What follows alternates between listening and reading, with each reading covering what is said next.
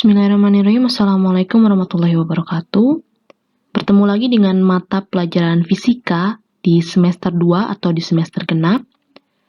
Untuk materi di semester genap ini, kita akan memulai dengan dinamika partikel atau langsung ke tujuan dari pembelajaran materi ini, yaitu hukum Newton. Untuk pembelajaran di semester 2 ini, Ibu menggunakan buku sumber dari Martin Kang Inan yang bisa kalian pinjam di perpustakaan. Judulnya Fisika untuk SMA kelas 10 berdasarkan kurikulum 2013 edisi revisi 2016. Penerbitnya dari Erlangga.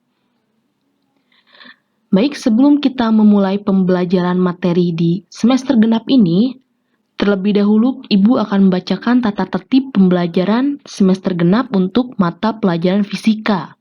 Nah, yang pertama ialah tentunya kalian harus melakukan absensi di website e-learning SMAN 1 Surade. Kemudian, materi yang akan Ibu siapkan itu tersedia di e-learning dengan media pembelajarannya nanti berupa video di YouTube dan atau pemberian tugas berupa lembar kerja peserta didik.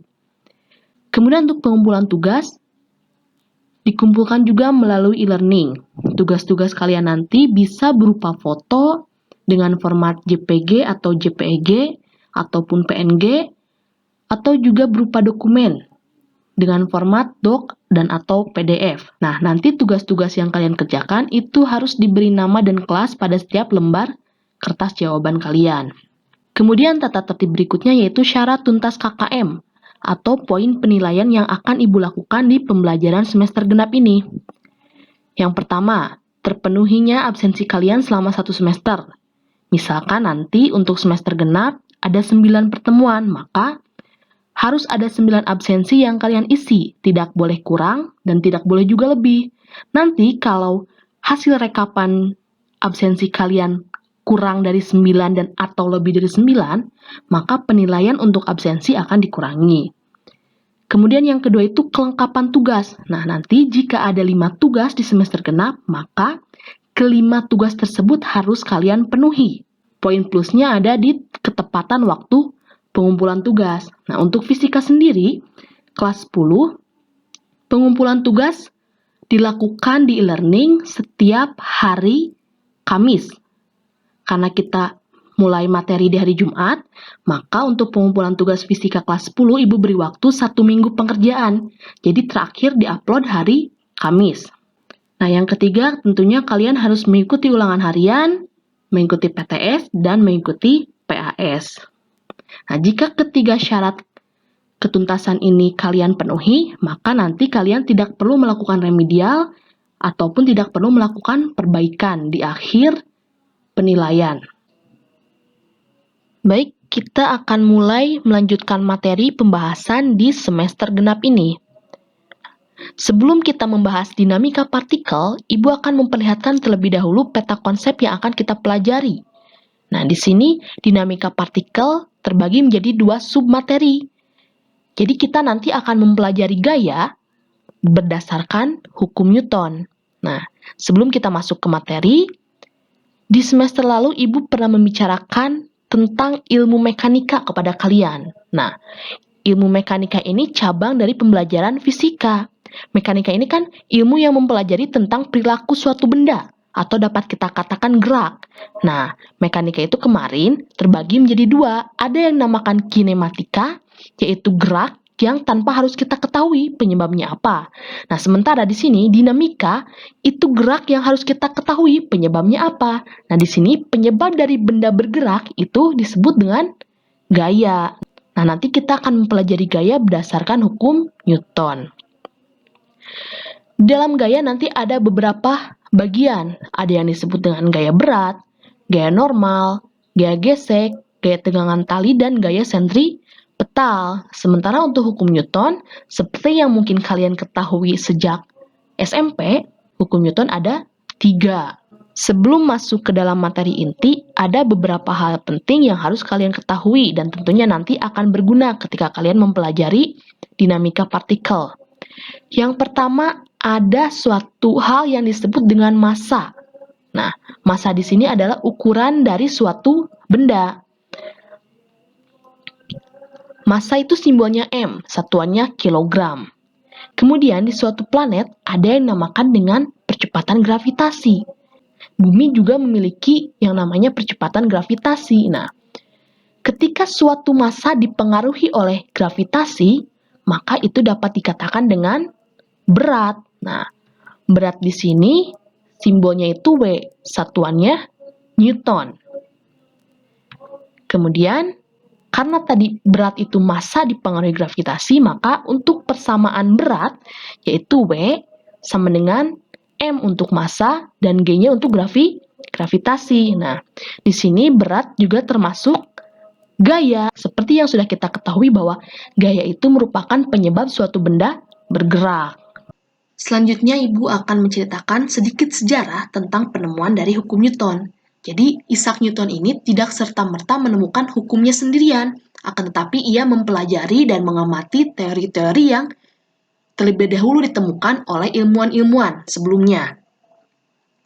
Ilmuwan pertama yaitu Aristoteles. Nah, Aristoteles ini ilmuwan dari Yunani yang mengamati gerak berdasarkan kegiatan sehari-hari. Jadi Aristoteles menyimpulkan bahwa gerak itu ada dua bagian.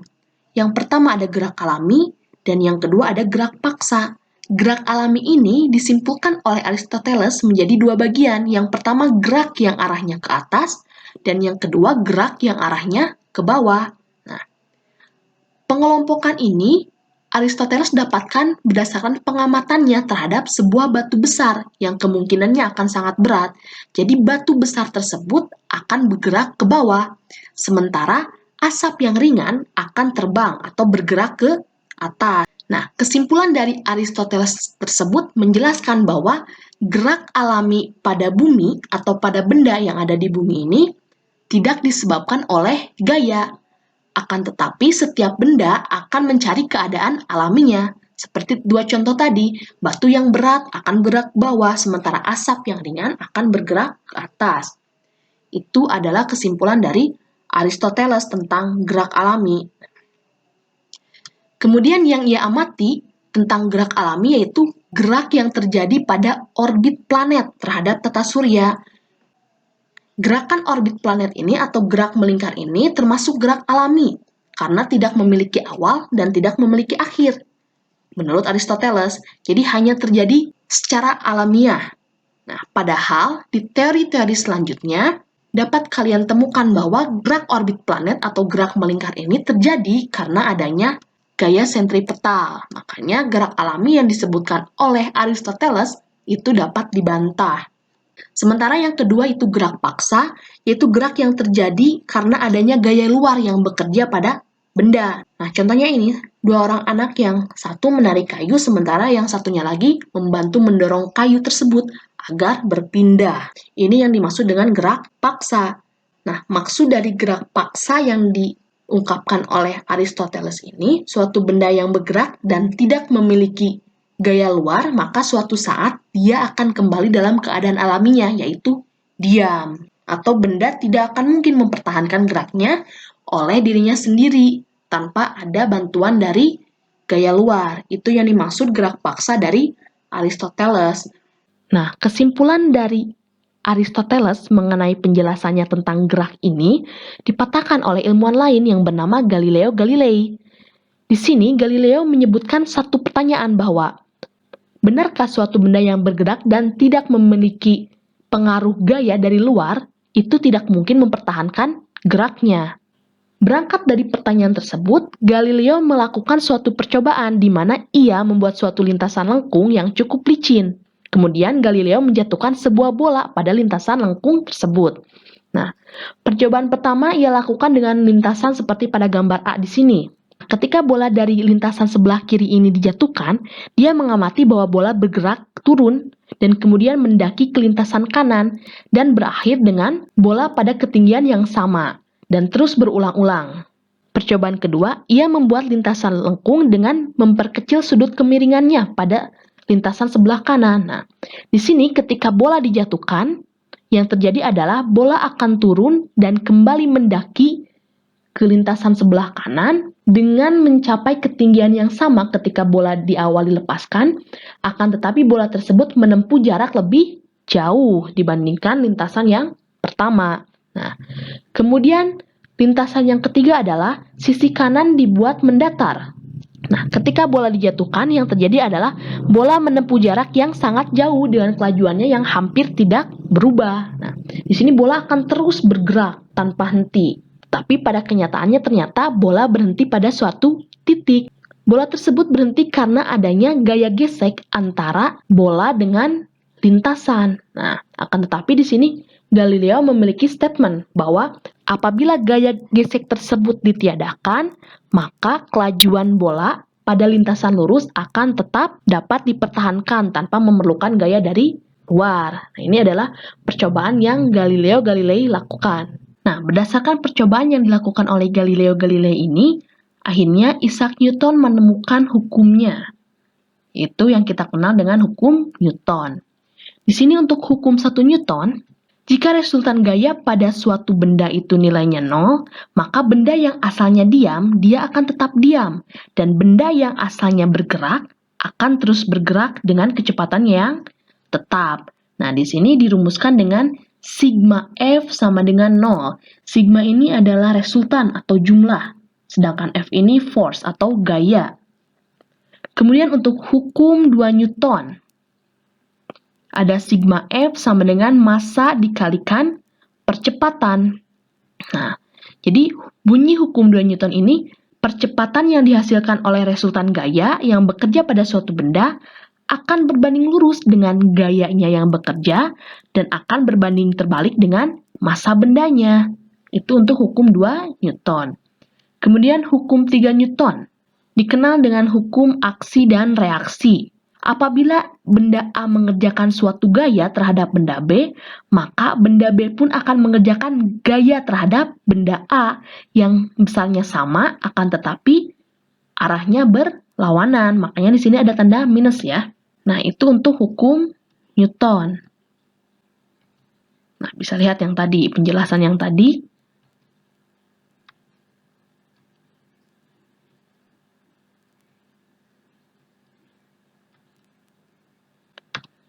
Selanjutnya kita masuk ke jenis-jenis gaya. Tadi sudah kita ketahui bahwa sigma F itu adalah resultan gaya. Ada yang dinamakan dengan gaya berat, gaya normal, gaya gesek, dan gaya tegang tali.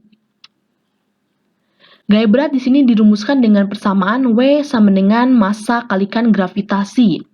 Kemudian gaya normal simbolnya N, gaya gesek simbolnya Fg atau Fgs, dan gaya tegang tali simbolnya T. Keseluruhan dari gaya ini satuannya adalah Newton. Kita akan membahas tentang gaya berat atau weight ya. Seperti yang sudah dijelaskan di awal, gaya berat ini atau yang dapat kita sebut berat adalah massa yang dipengaruhi oleh percepatan gravitasi. Nah, untuk gravitasi setiap planet itu besarnya berbeda-beda. Dan untuk gravitasi bumi, kita anggap konstan di 9,8 meter per sekon kuadrat atau 10 meter per sekon kuadrat untuk memudahkan pengerjaan soal-soal nantinya ya. Ini adalah arah yang ditimbulkan oleh gaya berat. Jadi ketika sebuah benda disimpan di atas lantai misalkan, benda yang diam ini akan menimbulkan gaya berat meskipun ia tidak bergerak. Jadi setiap benda yang ada di bumi ini pasti memiliki yang namanya gaya berat, karena gaya berat ini hanya massa yang dipengaruhi oleh gravitasi. Arah gaya berat tentunya menuju pusat bumi. Makanya kalau kita gambarkan, ini akan menuju ke arah bawah. Meskipun ini lantainya gambarnya datar, tetap arah gaya berat ke bawah. Nah, ini lantainya miring, gaya berat arahnya tetap ke bawah. Ini juga sama.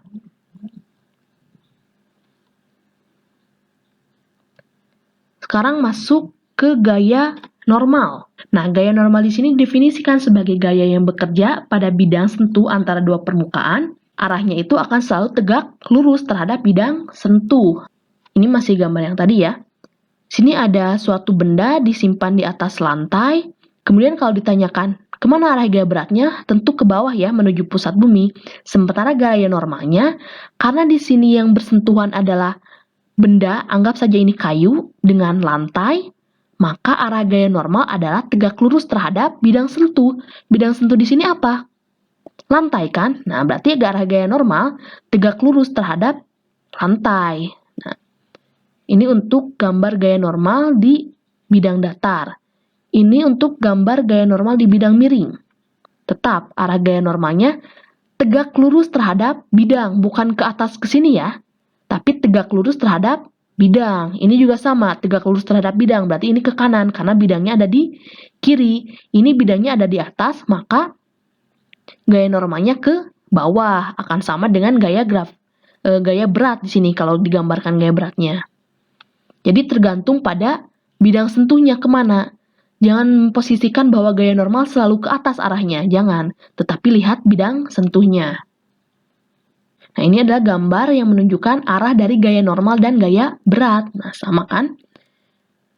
Ketika suatu benda disimpan di atas lantai, maka akan muncul satu gaya berat yang arahnya ke pusat bumi, dan yang kedua adalah gaya normal yang arahnya tegak lurus terhadap bidang sentuh. Nah, di dalam gambar ini sebenarnya sudah diterapkan hukum Newton 1, yaitu tadi jika resultan gaya nilainya sama dengan 0, maka benda yang awalnya diam, dia akan tetap diam. Kemudian benda yang awalnya bergerak akan tetap bergerak. Nah, benda ini diasumsikan diam, maka yang terjadi pada hukum Newton 1 adalah sigma F sama dengan 0. Di sini sigma F tadi kan adalah resultan gaya. Berarti kita lihat di gambar yang atas, gaya-gaya apa yang bekerja? Satu ada gaya normal, yang kedua ada gaya berat. Nah, untuk menuliskan dalam persamaan matematika, kita ambil dulu yang arahnya ke atas. Maka akan terjadi positif N atau positif gaya normal dikurangi oleh gaya berat. Kenapa dikurangi? Karena gaya berat di sini arahnya berlawanan dengan gaya normal. Makanya di sini tulisnya N-W sama dengan 0. Nah, ketika ada bentuk matematis seperti ini, maka kita dapat memindah ruaskan. Asalnya W atau gaya berat ini bernilai negatif, ketika kita pindahkan ke ruas kanan, maka dia akan bernilai positif. Maka gaya normal akan sama dengan gaya berat. Tadi di penjelasan awal, gaya berat itu apa? Massa yang dipengaruhi oleh percepatan gravitasi. Maka untuk kondisi seperti ini, dapat kita simpulkan bahwa gaya normalnya adalah sama dengan massa dikalikan gravitasi. Penjelasan selanjutnya adalah tentang gaya gesek. Nah, gaya gesek di sini muncul apabila ada permukaan dua benda yang bersentuhan langsung secara fisik. Nah, jadi misalkan ketika ada kayu disimpan di atas lantai, kemudian ditarik dengan gaya sekian, maka antara kayu dengan lantai akan muncul yang namanya gaya gesek. Arahnya kemana? Berlawanan dengan gaya yang diberikan. Nah, ini kan gayanya diberikannya ke kanan. Maka gaya geseknya otomatis akan ke kiri, karena si kayu bergerak ke kanan. Ada dua macam gaya gesek. Yang pertama gaya gesek statis. Persamaannya Fs sama dengan mu S kali N. Nah, mu di sini adalah koefisien gesek, sedangkan N ini gaya normal yang tadi. Kemudian ada gaya gesek kinetis atau FK. Rumusnya sama. F sama dengan mu kali N. Nah, di sini perbedaannya apa? Gaya gesek statis ini gaya gesek yang terjadi apabila ketika benda ini ditarik, dia sudah ditarik, tapi dia belum bergerak. Ketika kayu ini sudah ditarik, tetapi ia belum bergerak, maka yang terjadi di sini adalah gaya gesek statis.